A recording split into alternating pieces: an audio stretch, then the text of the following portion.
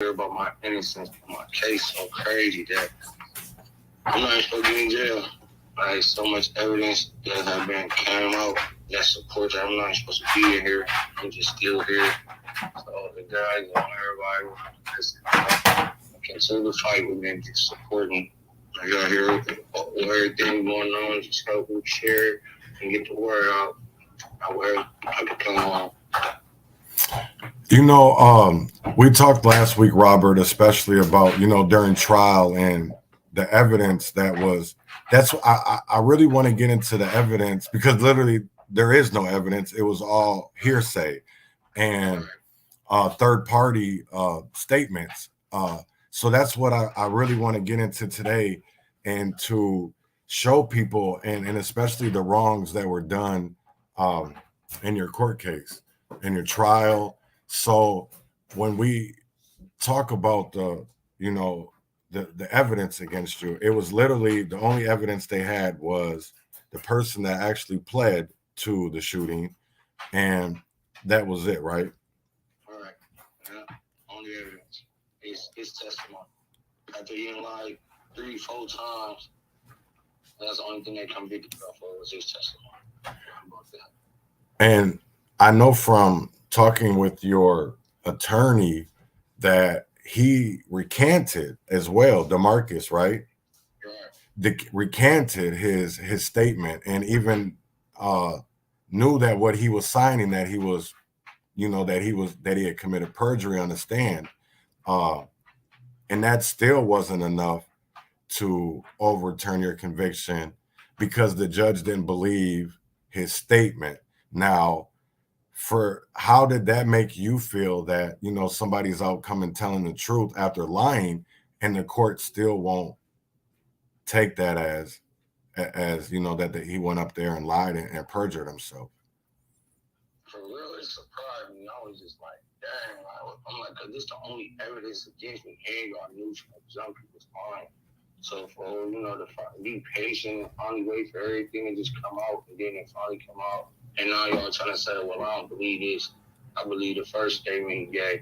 Well, shit, which one of those statements y'all believe? Because it's 4 of them.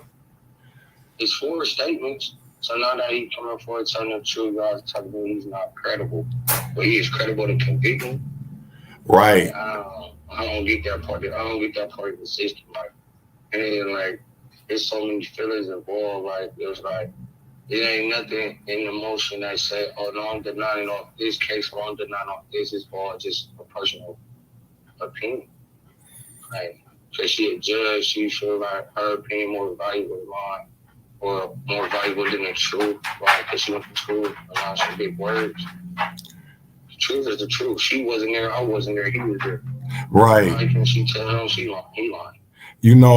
Your attorney Kim Carell brought up a good point too, of that he went on the stand and lied with nothing to lose and told the truth with everything to lose, and they preferred to tell the lie where he had nothing to lose but to gain.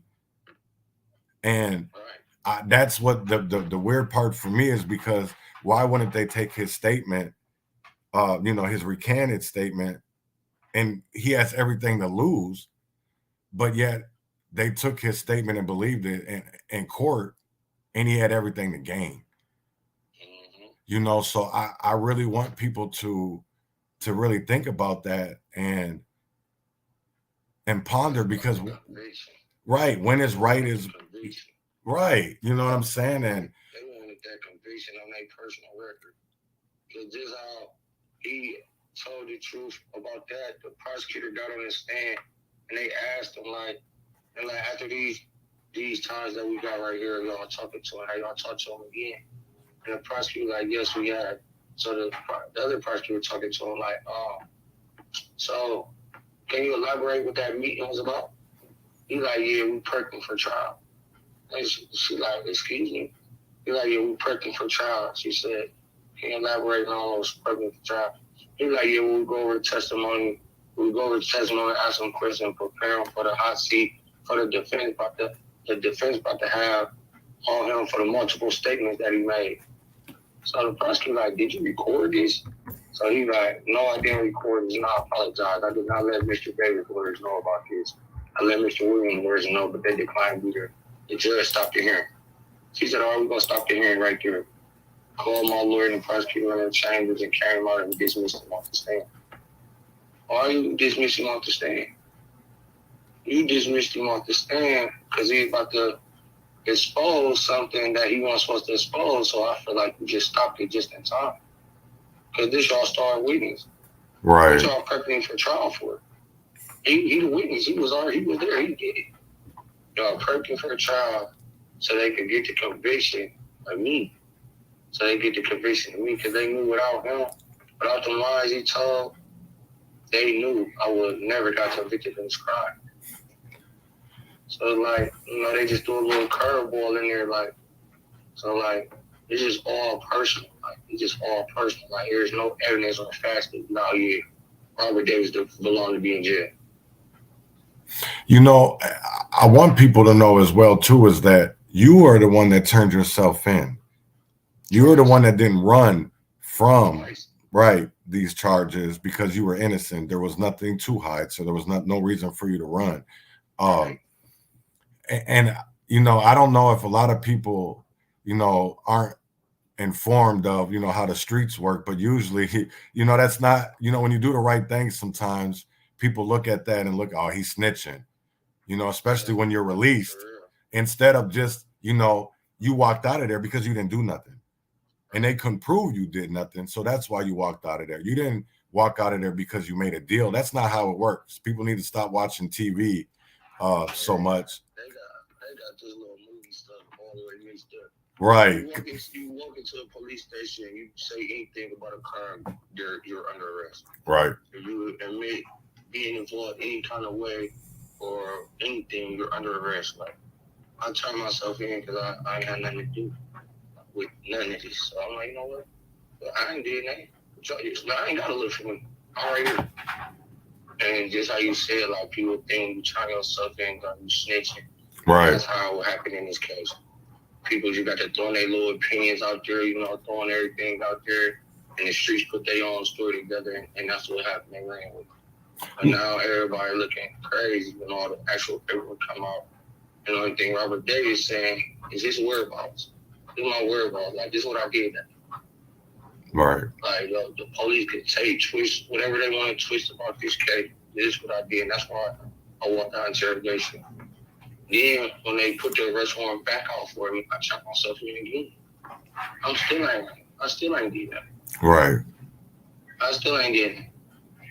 But, like, it comes to the point, like, it don't even be about evidence. It's about that their personal reputation. It's be about the convictions.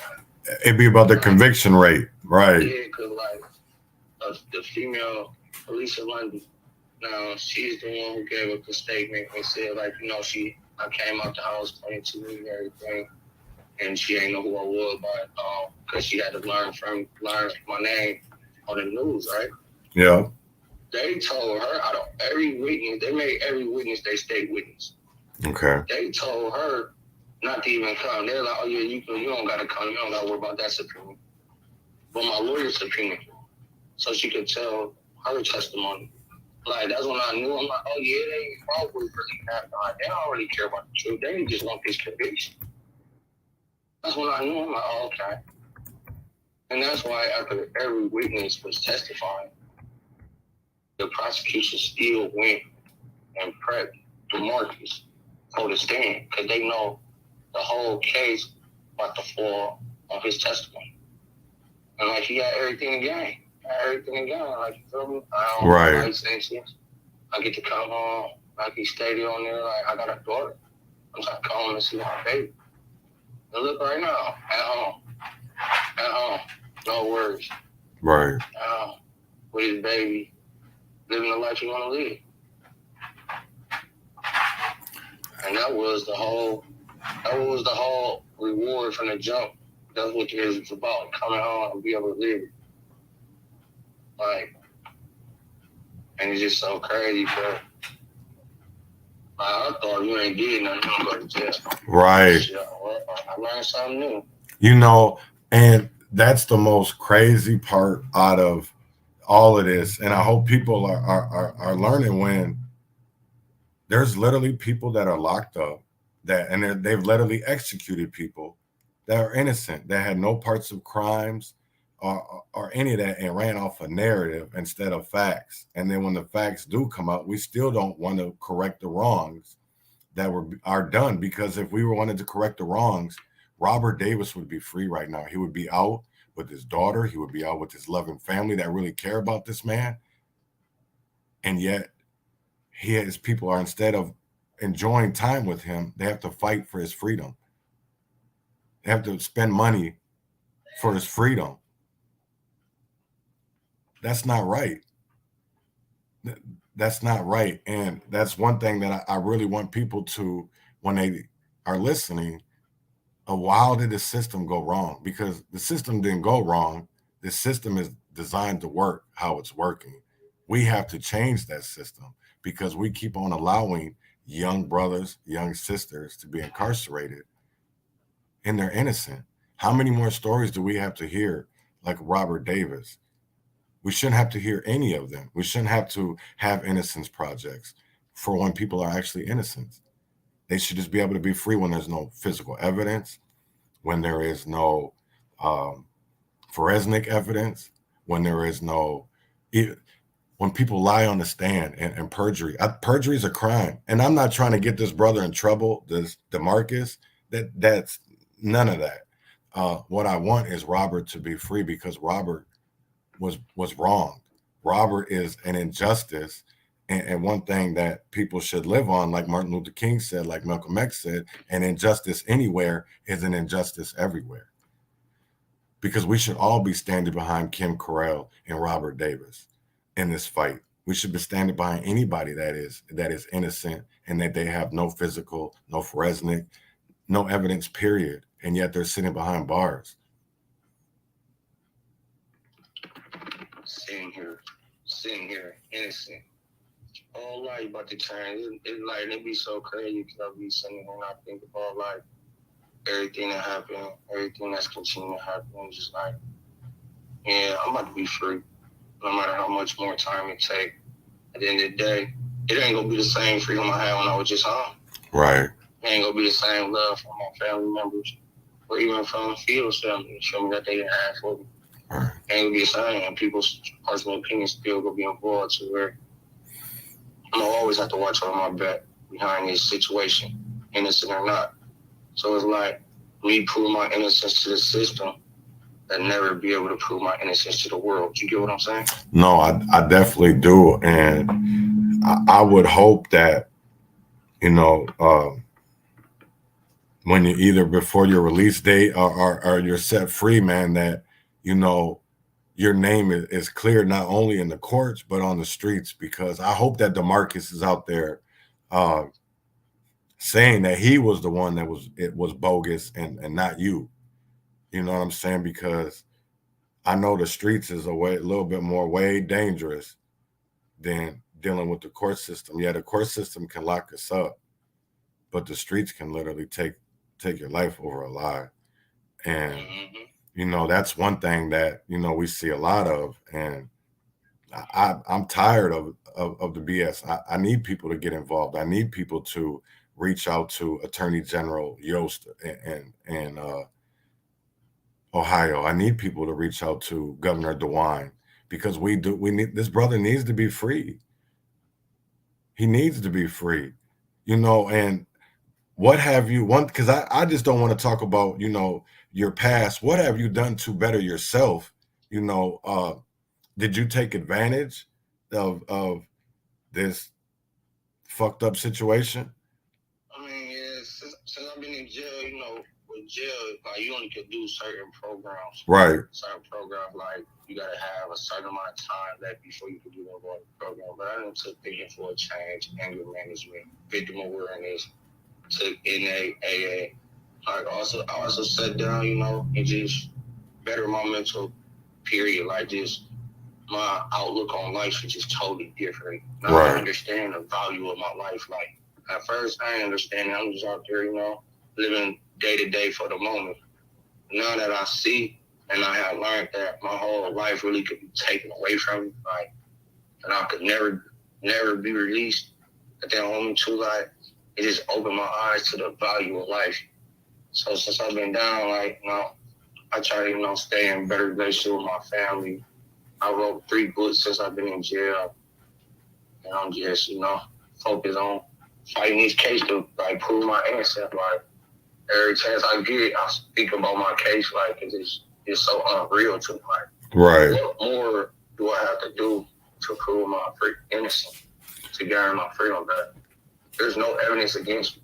Nothing right now. There's no way they could come to court and be like, well, we got this on you now. Now I won't got nothing, and I'm just still in prison. The only thing I do like now is I'm more like head forward to my little cousins, like, because they out there, and they young and they growing, so I mainly just talk to them and open their eyes about this life that they don't want to live. Like, so it's not cool waking up in no bathroom and everything. Right. They wake up in the bathroom knowing you're supposed to be free. Knowing no matter what situations happen, you can't do nothing because you're in here. But it mentally strengthened me though. My mental definitely strong. I was just in the maximum security prison. Right. 2021, 8.5 years, Lucasville. Pretty sure some people probably heard about it, or a lot of people probably heard about it. Lucasville, worst prison in Ohio. Right. Worst prison, maximum security. I just did 8.5 years down here, and it was like I was going through the motions of learning myself. Like, I went from a high head to calm down to where I was able to really elevate myself to get myself from down there. And now I'm in a lower security prison. So now it's just all about just staying focused, fighting this fight, getting my story out there, hoping people stand with me and, be the voice where I can be the voice that, so I can get out of prison. Like, that's what I've really just been focusing on, just giving all my energy to. No, and I don't know if a lot of people have seen the show For Life. It's about a man who is wrongfully convicted, just like Robert, and in prison became an attorney, and then fought for other wrongfully convicted people. And I want to know because your lawyer spoke very, very highly of you as educated. And have you learned, like, through the law books? Have you been in the law library? Yeah. I was going to the law library all the time in Lucasville, but the prison I'm at right now, it ain't really too much of a law library like that. But like, yeah, I definitely had to learn a few things. Like, because it would make me really get into the law. I got convicted of murder and aggravated robbery with no gun specifications. Not guilty of weapons or disability. They dropped all my complicities and went to trial for murder and aggravated robbery. So I don't know if they were thinking like, dang, how is this possible? And I got to reading the elements of murder, elements of aggravated robbery. I'm like, dang, I don't even match up to none of this. Now, it would intrigue me to really just start like reading the law and really studying. I want to ask a question because you weren't found guilty on all 3 charges, were you? No, I was only found guilty of murder and aggravated robbery. Now, the one that you weren't found guilty on, what charge was that? Weapons under disability. Right. So possession of a firearm, right? Is that what that law is? So how did you get convicted? This is the one thing that I'll never understand is how did you get convicted of murder and armed robbery, but yet got found not guilty on the weapon? Man, I don't know. I'm still trying to figure that one out too. Right. But I learned that they had used the complicity theory. Okay. Where they say like, oh yeah, you're not the shooter, but you was an accomplice to the shooter. But then I'm like, all right, if y'all using that theory, why didn't y'all go to trial for complicities? And y'all went to trial for this murder? I don't add up. Like, it don't. No, and it doesn't because I've read your transcripts and I haven't been able to like read statements or actual things like that. But reading the original casework up and everything, the things that really triggered me out of all of that, reading it, was things that weren't brought up at trial. Why weren't fingerprints done on in the car? Why wasn't the car brought up at trial? Because those were, I felt like, as reading that and knowing a little bit about law, and I know your lawyer had a law license. So it really baffles me of why certain things weren't brought up.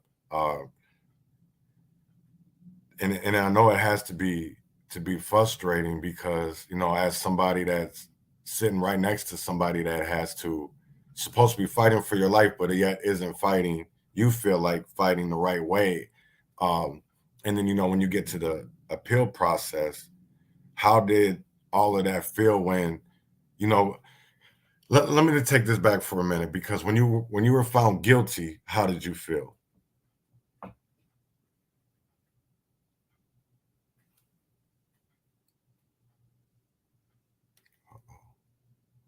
You there?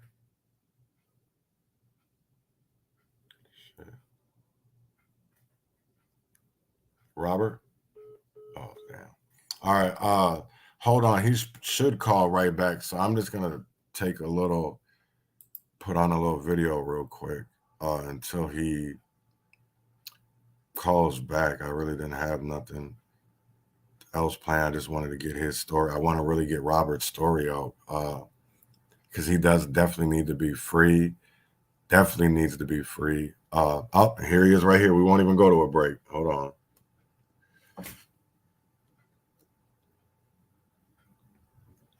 Yes, sir.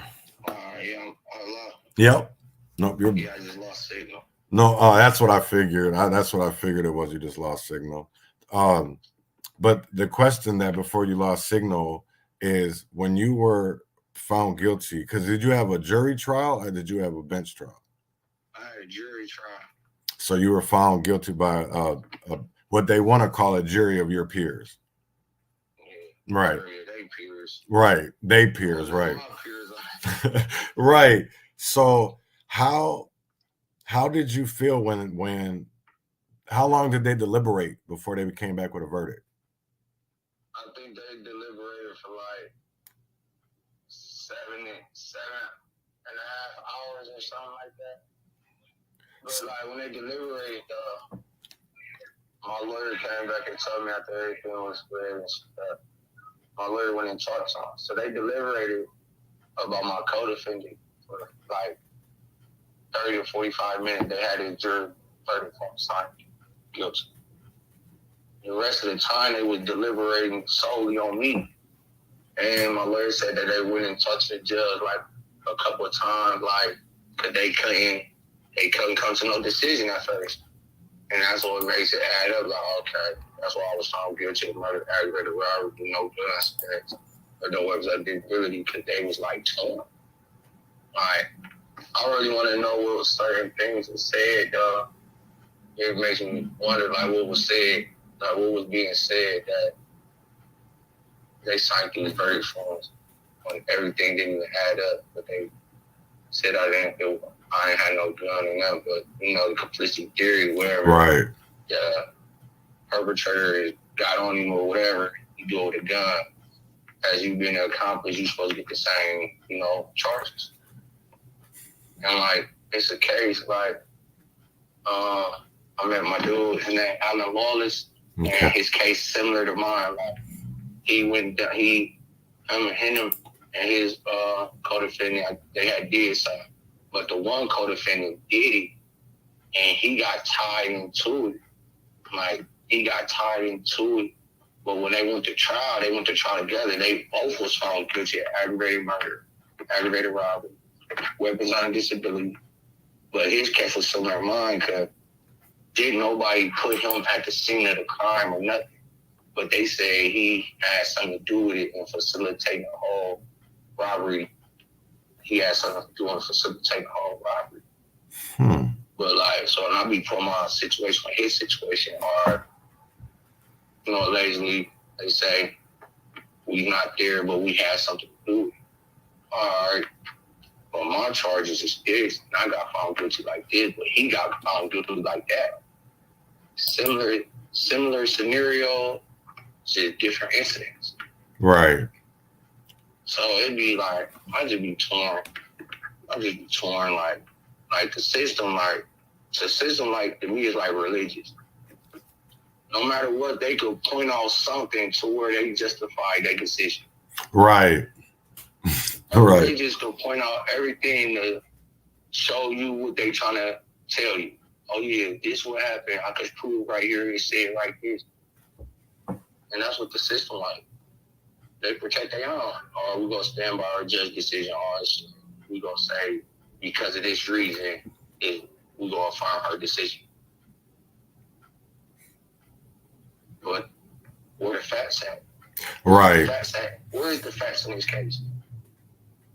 They found two bullets that wasn't used in the car. They found 2 bullets that wasn't used, but Field got shot with the same similar type of bullet. They find come fingerprint, get my DNA. Ain't no none of that. And the fingerprints not on the car, fingerprints nowhere. Nobody could say, oh, your memory was right there at this car at this time. One female lied, but she told y'all the reason why she lied and why she came forward and like, no, I lied because I thought this. And I go all the way back to the police. Tell them what they want. Tell them what they want you to hear so you can give them what they need to know. Like, when I lost trial, I was empty, like, shed my little tears, just knowing I'm about to just lose everything behind something I really didn't do. Something I really didn't do. That's what hurt it the most. Everything else just was a blur. Right. That was just a blur. That ain't even matter. But when I got sentenced, it was something different. I ain't even had no feeling. Right. I ain't feel bad or nothing. I knew I was standing in front of the judge about to get whatever time she about to give me for something I didn't do. But not to be disrespectful to the victim's family, I didn't even say what I should have said. I didn't even say my words. I didn't even speak my words. I spoke what my lawyer wanted me to say. For better mercy, judgment, whatever, from the judge. I said them words to get 15 with L instead of making it to where I could have got 25 to life. Right. Life. Feel me? Because you have a parole hearing coming up as well, too, don't you? Yeah, it's I don't want to be paying attention. Right. No, and I feel you. I to be honest, that's something that I hated to even ask, but I know from looking up, your record or whatever that you did have, I think it's 2024 or 25 that you had one. But I'm trying to get you out before that. So right, you know what I'm saying? So I wanted people to know that you did have, a parole date that there is, but it shouldn't have to come to that, because you're an innocent man, and it shouldn't be that you're paroled. It should be that your conviction is wrongfully overturned, right? Exonerated, you're free, right? So, and that's the goal. And if anybody has any ways of, helping to exonerate Robert, please, we're honestly open for ideas. I know that, every law and our state laws are different in every state. So if you are Ohio, resident, and you know the laws, you know how to, maybe do petitions and things like that, please reach out, because we really want to free Robert Davis, and we want to free him now. We want to free him ASAP. So like T.I. would say, expeditiously. So anything that anybody can do. He does have an attorney, does have a team. So we're fine there. What we need is awareness on Robert's story, and we need people to get Robert's story out there. We need Robert's story to be in the right hands for people to do the right thing. You know what I'm saying? So I do want to continue, talking with you some more, and you know, we just left off of, you know, with the sentencing, because I don't really think people fully understand, you know, when you're sentenced and that sentence comes down, then you got to start a process, you know, and that process sometimes is a timely um, process, and it always doesn't maybe not work in our favor. And I want to know, because I know there's a lot of people that are innocent that don't fight like you do, that just sit there and take it. So what has been your inspiration and your motivation uh, of not giving up? My family, my nieces and nephews, my sisters. Like, they need me. I'm my mom's only boy. Right. I can't just lay down and stay away from her like this. I can't do that. And for myself, I'm gonna prove everybody I'm innocent, no matter what opinions, thoughts they got about it. I'm prove it. I'm self-motivated. I'm just driven. Like, I ain't about to lay down in here and be comfortable and just be like, yo, no, I ain't do nothing. Right. My family keep me going. Like, they're behind me 100%. So as long as I got them, they staying in my ear and they staying on me, hey, we fight this out all the way to the end. Even if we gotta walk to a board or whatever, just know the whole time we going there, we've been fighting for my innocence. So that's what's going on. No, there's you know, you just made a statement of that you'll never stop fighting to prove that you're innocent. And did you ever really have to fight certain people? Because looking at everything, you're innocent. There is no evidence, you know.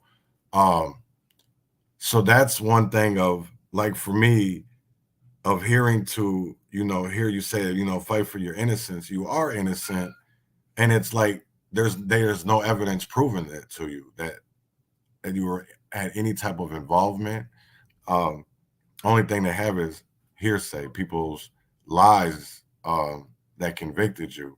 So I feel like you've already proven your innocence. The only thing is that the system stole you. And now we have to break you out. We have to work at getting you out from a system that stole you. Basically, that's how I feel like the system kidnapped you. They hold me for ransom. Right.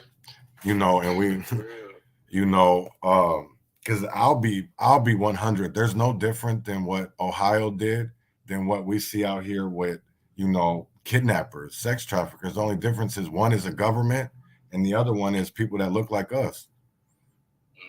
You know what I'm saying? So I really want people to really think about that, because this is an innocent man sitting behind bars for no reason.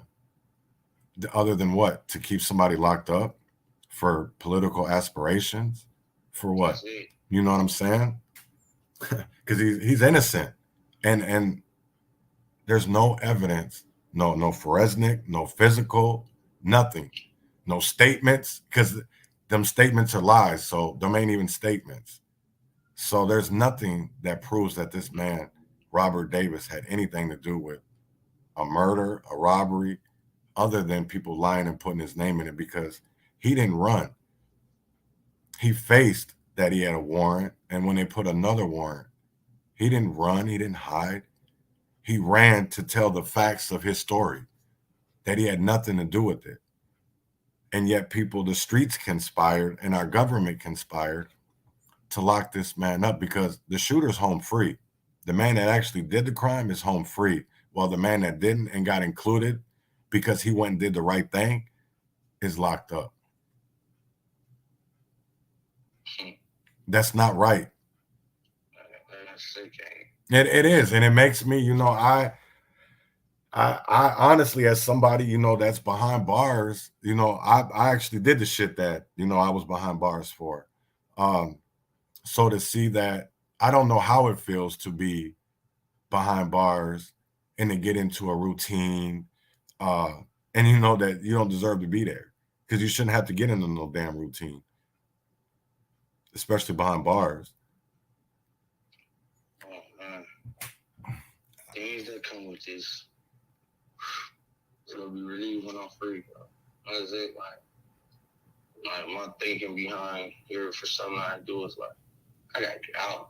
Right. I ain't supposed to be here. Everything I do, and I'm like, I gotta get out. I ain't supposed to be here.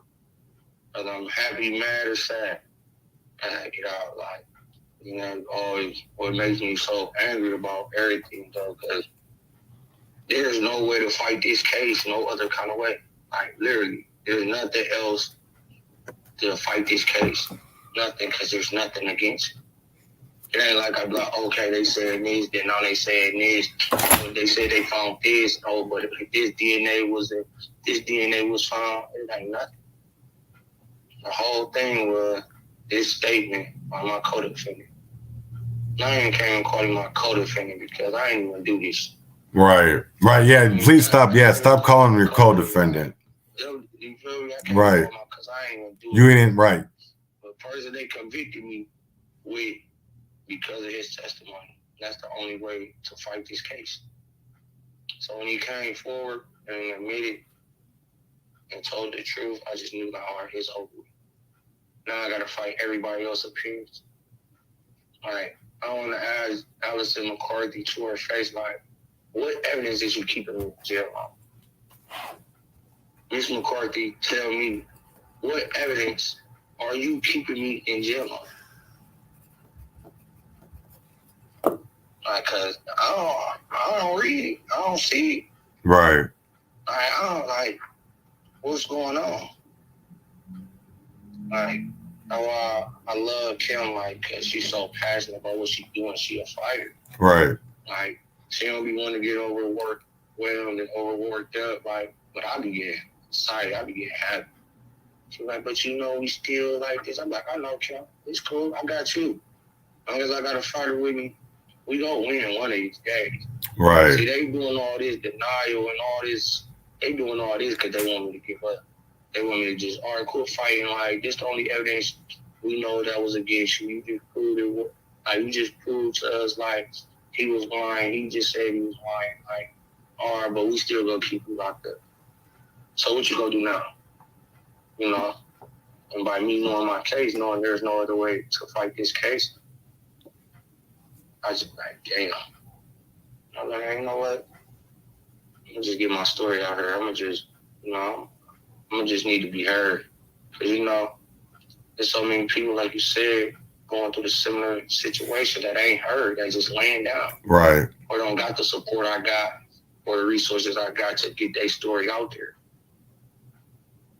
Like, I'm telling everybody that I talk to, like, don't give up. Like, every case got their loopholes. You just gotta know what you're fighting for. Right. Like, everybody not innocent, but at the same time, everybody don't deserve the time that they got either. Right. Like it's a lot of things like going on in the system, like, you know, with allied offenses, time that's supposed to be ran conservative, ran consecutive. Like, it's a lot. Like, but you gotta know the fight you fighting though.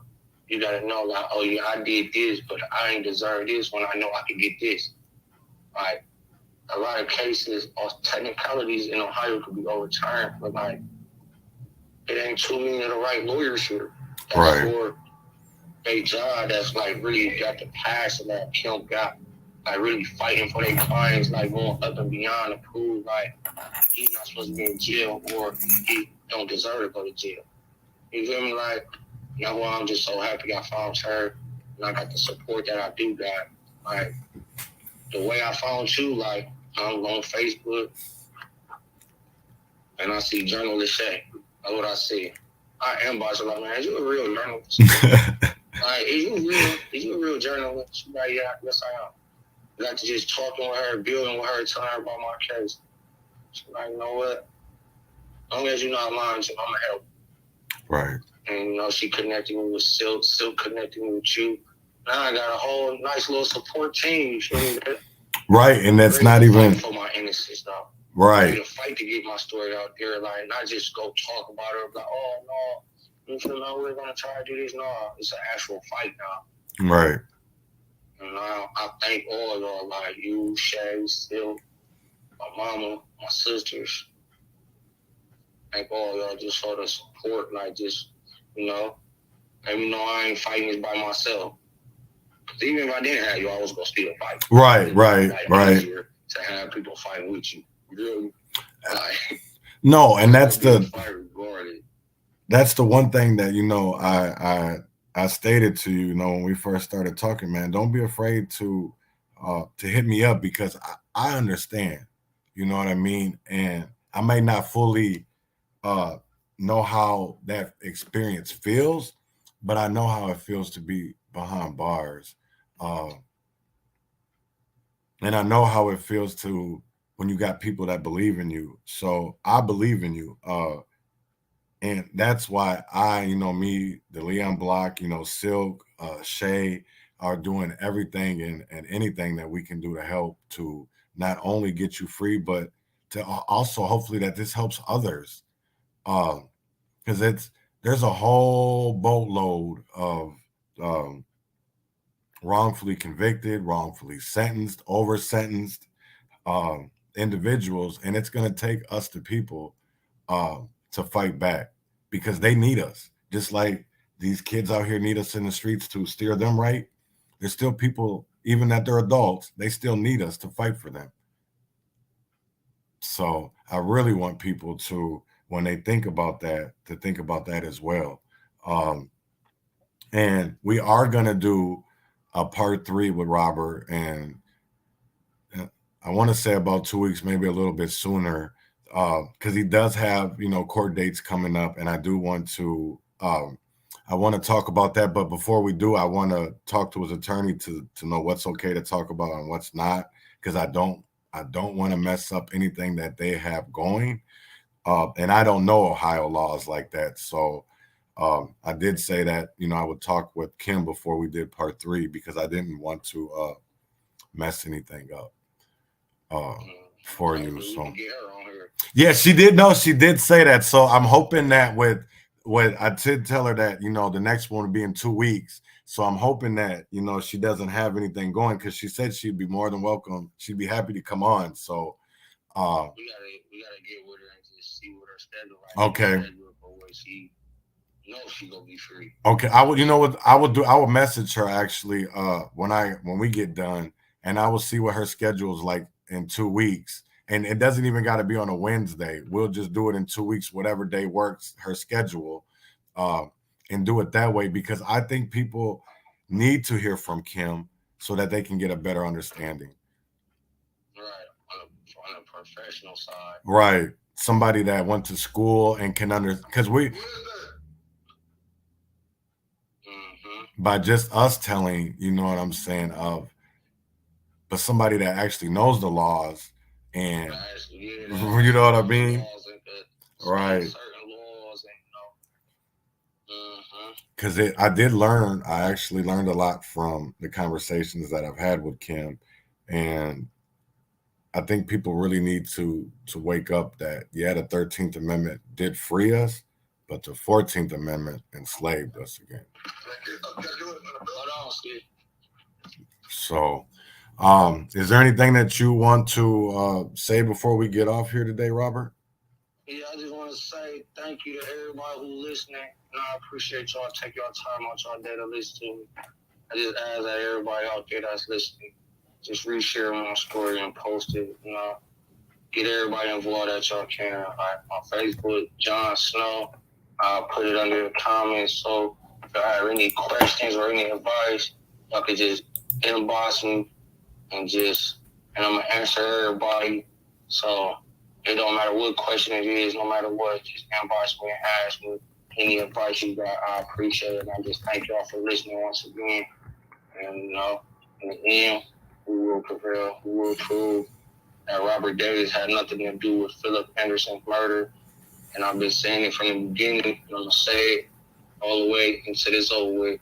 And just thank y'all for being here and listening to me. Before you get off too, I want to send me your information, because I'm going to put it up so people can write too. Because I want people to know. I want people, if they're comfortable writing, to write Robert. If it's maybe you're not comfortable messaging him, but comfortable writing. So he is going to give me that information, and I will post that so people are able to write Robert. And like I said, Robert, you know, you can always hit me. You have, and we've had great conversations, and I want to keep that going because you're not alone. I want you to know that there is people out here beyond Kim and your family that are fighting for you, and that I'm not going anywhere. So you're stuck with me. You're stuck with the Leon block. So thank you. And I hope everybody, please share this. Please make awareness to Robert's story. And until next time, we will be back. So thank you, Robert. And thank you, everybody that listened today. Every day, fighting for my life. Every day, fighting for my life. Fighting for my life.